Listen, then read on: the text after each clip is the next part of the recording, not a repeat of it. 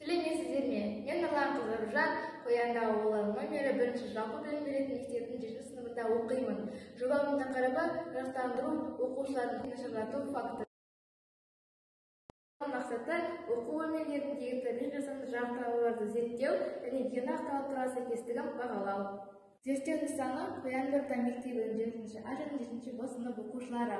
Жұмыстың ғылыми жаңалығы жарықтандырудың оқушылардың көру қабілетіне әсер етуін зерттеу, денсаулықты сақтау және нығайту жолын табуға мүмкіндік беру. Жұмыстың практикалық маңызы зерттеудің қорытындысы бойынша оқушылардың денсаулығын сақтау және нығайту мақсатында ұсыныстар жасалу.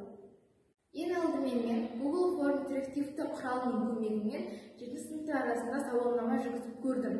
Сауалнама нәтижелері келесідей.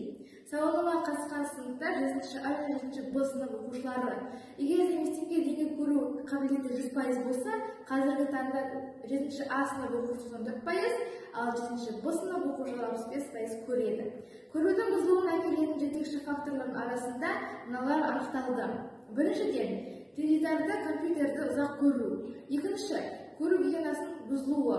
Үшінші, толық емес тамақтану.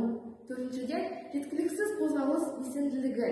Бесіншіден, жұмыс орнының жарықтандыру режимін бұзу. Келесі этап бізде табиғи жарықтандыруды есептеу.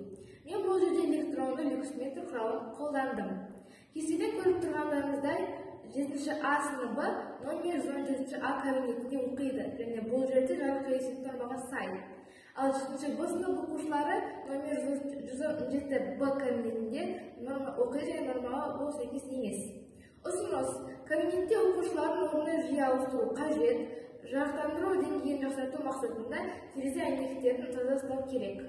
Ендігі этап жасанды жарықтандыруды есептеу.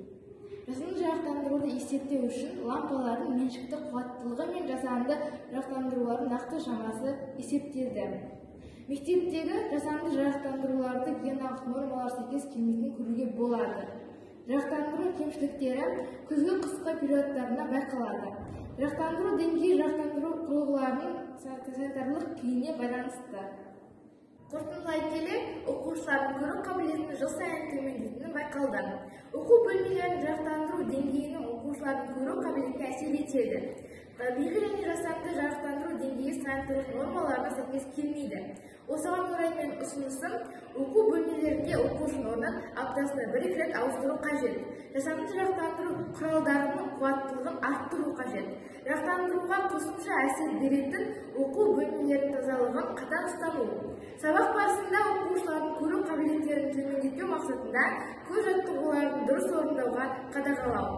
Назарларыңызға рахмет.